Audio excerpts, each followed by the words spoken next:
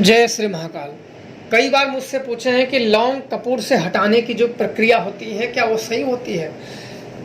तो लौंग कपूर की जो हटाने की प्रक्रिया होती है उसमें क्या होता है कि जब कोई मंत्र आप पढ़ते हो तो उसमें से अधिक कारगर हो जाती है, अधिक काम करने लगता है, तो वो थोड़ा सा जल्दी कैप्चर कर लेते हैं। लौंग और नींबू ये ऐसी चीज़ होते हैं कि इनमें मंत्रों का प्रभाव थोड़ा सा जल्दी आ जाता है, पर ध्यान रखा जाता है कि आप भूत को खींच सकते हो। उसमें अगर कोई देवता इन्वॉल्व है तो लौंग कपूर घुमाने की बजाय छोड़ दो, आप उसे खिला भी दो तो कुछ नहीं होगा, क्योंकि देवता इतने बलिष्ठ होते हैं कि इतने वो पावरफुल होते हैं, उतने शरीर में पकड़ लेते हैं कि इससे नहीं हटते हैं। उसके लिए देवता को ही चलाना पड़ता है और ज़्यादातर पूजित शक्तियाँ चलानी पड़ती है। पूजित का मतलब समझते हो?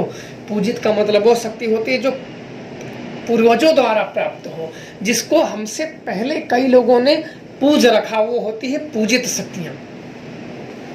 और पूजित शक्तियाँ किसी भी रन में, वन में, आग में, पानी में कहीं भी बुला दोगे तुरंत वो मदद करती हैं। जब सब वचन होते हैं तो यही प्रकार से होते हैं, और वचन में भी अपना परीक्षण देती हैं।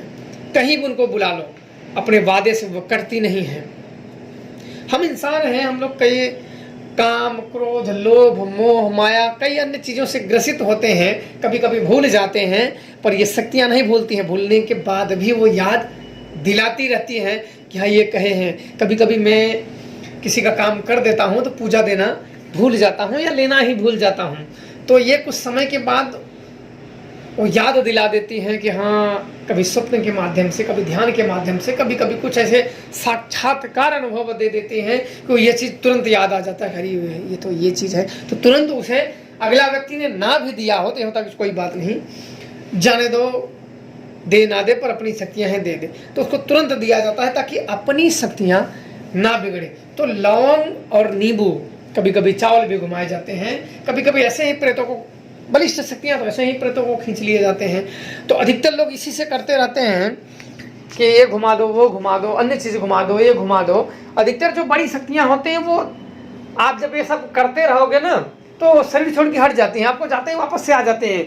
वो यह दिखाती हैं कि आपके बस का नहीं है, आपके बस का नहीं है। तो समझ जाना चाहिए रोगियों को या दुखी लोगों को कि हमें कुछ ऐसी चीज़ें, हमने कोई ऐसे जानकार को पकड़ना चाहिए जो घर के माजरे को हमारी बता सके।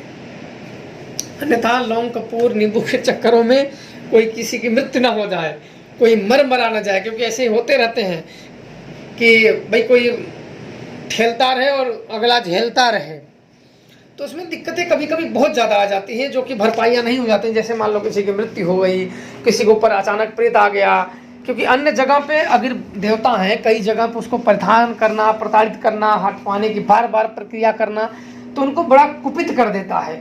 ऐसी प्रक्रिया, ऐसे मार्ग अपनाए जाते हैं कि बिल्कुल प्रेम से जो मान जाता है, सब तरीके से अपनाओ। प्रेम से जो माने प्रेम से, जो इज्जत से माने जो इज्जत से, जैसे जो मानता है उसको मना के क्लियर करके घर को बंदिश कर दो। घर बंदिश के भी अलग अलग कोनों पे, जैसे ब्रह्मकील हुए, बड़ा कम ही लोग ये कर पाते हैं, ब्रह्मकील हुए, और अलग अलग जगह पे कई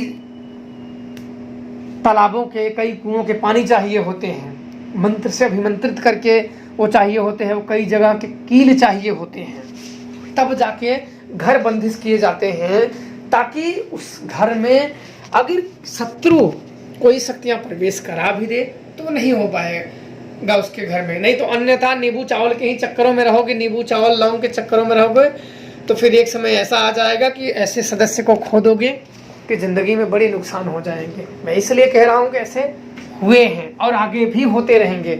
लापरवाही सदैव समस्याओं को जन्म देता है। थोड़ी सी चूक और इस दुनिया से विदा। तो इसलिए सदैव जो भी रास्ता अपनाएं बिल्कुल सही और सॉलिड अपनाएं, ताकि समस्याओं का खात्मा हो सके। आशा करता हूँ कि आप लोगों को समझ में आ गया होगा। जय श्री महाकाल।